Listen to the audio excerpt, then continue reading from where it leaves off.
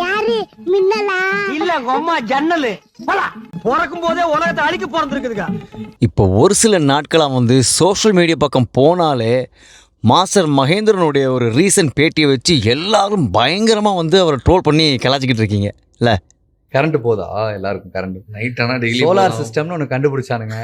யாராவது ட்ரை பண்ணீங்களா? இது இன்னொரு கொடுமை என்னன்னா, நேற்றுக்கு நைட்டு முளைச்சவனுங்கெல்லாம் இன்றைக்கி திடீர்னு பெரிய விமர்சகர்களாட்டம் வந்து உட்காந்து பேச ஆரம்பிச்சிட்டாங்க. ஆனால் இன்றைக்கி காமெண்ட்ஸ் செக்ஷனில் கத்திக்கிட்டு இருக்க உங்களில் எத்தனை பேர்த்துக்கு இந்த மனுஷனுடைய சினிமா பின்னணி என்ன, சாதனைகள் என்னன்றது வந்து உண்மையிலுமே உங்களுக்கு தெரியும்? மகேந்திரன் வந்து இன்டர்வியூவில் பேசுனது வந்து சரின்னு நான் சொல்ல வரல. ஆனால் இப்போ வந்து அந்த ஒரு இன்டர்வியூ வச்சு அவரை போட்டெல்லாம் வறுத்தெடுக்கிறீங்கள, நீங்களாம் ஒரே ஒரு விஷயம் மட்டும் தெரிஞ்சுக்கணும். சரி, நீங்கள் ரிலே ஆகணும். சரி, ஓகே, இவ்வளோ நாள் கரண்ட் இஷ்யூ இல்லாமல் இருந்துட்டீங்களா ஜாலியாக? இப்போ இஷ்யூ ஆகுதா? சரி, பரவாயில்ல, ஒரு 6 மாதம் கேட்காதீங்க. அந்த மனுஷன் இப்போ இருக்கிற மகேந்திரனுக்கு முன்னாடி நம்ம எல்லாரோட மனசுலேயும் வந்து ஒரு பேர் அன்பையும் ஆதரவையும், குறிப்பாக நான் சொல்லப்போனால் late 80s and early 90s இருந்தவங்க அந்த கிட்ஸுடைய மனசில் வந்து அவ்வளவு அன்பையும் ஆதரவையும் பெற்றிருந்த ஒரு மனுஷன். யாரு மின்னலா இல்ல அம்மா ஜன்னலு பிறக்கும் போதே உலகத்தை அழிக்க பிறந்திருக்குதுக்கா. 100க்கும் மேற்பட்ட படங்கள் 6 மொழிகளில் நடித்து இந்தியாவிலே வந்து ஒரு பெரிய சாதனை படைத்த ஒரு நடிகர். இன்றைக்கி மாதிரி இந்த மாதிரி அந்த சோஷியல் மீடியா, இன்டர்நெட்டு அது எதுவுமே கிடையாது.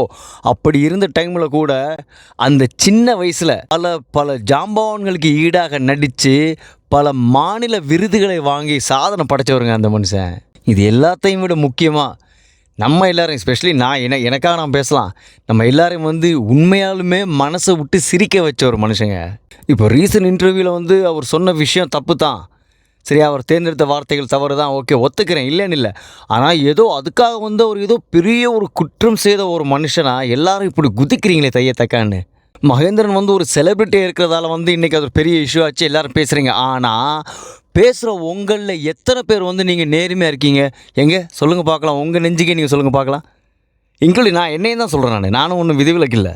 இந்த ஒரு இன்டர்வியூவை வச்சுக்கிட்டு அந்த மனுஷன் இத்தனை வருஷமாக வந்து சம்பாதிச்ச அந்த பேர் புகழ் எல்லாத்தையுமே சேர்த்து ஒட்டு மொத்தமாக காலி பண்ணுற மாதிரி பண்ணுறது எந்த விதத்தில் எங்கள் நியாயம்?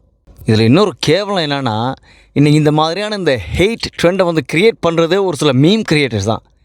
ஏங்க, இந்த இன்டர்நெட்டு, இந்த சோஷியல் மீடியா எல்லாம் இல்லாதப்போ இவனுங்கெல்லாம் யார் எங்கே இருந்தானுங்க? மகேந்திரன் வந்து அவ்வளோ படங்கள் நடித்து அவ்வளோ பெரிய விஷயங்களை சாதிச்சிருக்கும் போதெல்லாம் இன்றைக்கி இந்த கிரியேட்டர்ஸ், இந்த மீம் கிரியேட்டர்ஸ் எல்லாம் எங்கே இருந்தானுங்க?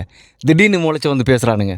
முகமே இல்லாத, அடையாளமே இல்லாத பல அக்கௌண்ட்டுக்காரனுங்க இன்றைக்கி அதை வச்சுக்கிட்டு மகேந்திரனுடைய பேரை வச்சு சம்பாதிக்கணுங்கிற அந்த சீப்பான ஒரு மென்டாலிட்டியில் உட்காந்து ரீல்ஸ் பண்ணி போட்டுட்டு ஒரு தவறான விஷயத்தை வந்து நீங்கள் பரப்பி விட்டுட்ருக்கீங்க. காய்ஸ், ஃபைனலாக நான் ஒன்று தான் கேட்டுக்கிறேன். நெக்ஸ்ட் டைம் வந்து இந்த மாதிரி மீம் கிரியேட்டர்ஸ் பண்ணுற அந்த வீடியோக்களை வந்து, ஸ்பெஷலி இப்போ மகேந்திரனை பற்றி பண்ணுற அந்த வீடியோக்களை வந்து நீங்கள் ஷேர் பண்ணுறதுக்கு முன்னாடி ஒரு செகண்ட் வந்து அந்த லேட் 80s 90sலாம் வந்து நம்ம பார்த்த படங்களை நம்மளை எவ்வளோ தூரம் அந்த மனுஷன் சிரிக்க வச்சார், எவ்வளோ தூரம் என்ஜாய் பண்ண வச்சாருங்கிற கொஞ்சம் மனசில் யோசிச்சுட்டு அதுக்கப்புறம் வந்து நம்ம அதை ஷேர் பண்ணலாமா வேணாமாங்கிறத யோசிக்கலாம். ஸோ நான் பேசுகிறது ஏதாச்சும் தவறு இருந்தால் என்னை மன்னிச்சுக்கோங்க. இப்போ நான் சொன்ன மாதிரி நானும் வந்து நீங்கள் இந்த வீடியோவை நீங்கள் ஷேர் பண்ணுங்கள், லைக் பண்ணுங்கள், எதுவுமே நான் கேட்க போகிறதில்ல. என்னுடைய ஆதங்கத்தை நான் வந்து வெளியே வச்சுருக்கேன். எல்லாருமே நெகட்டிவாக பேசும்போது நம்ம பார்த்த அந்த மகேந்திரன் ஒருத்தர் இன்னும் நம்ம மனசுக்குள்ளே இருக்கார்ல, அதுக்காக நான் இதை பற்றி பேசுகிறேன். மற்றபடி அவர் பேசின விஷயம் வந்து சரியாக தவறானதை பற்றி நான் டிபேட் பண்ண வரல. எனக்கும் தெரியும் அவர் பேசின அந்த விஷயம் தப்பு தான். பட் அது ஒரு ரீசன் வந்து அவர் வந்து இவ்வளோ தூரம் டேமேஜ் பண்ணுறது என்னை பொறுத்த வரைக்கும் தவறான ஒரு செயல். தேங்க்ஸ்.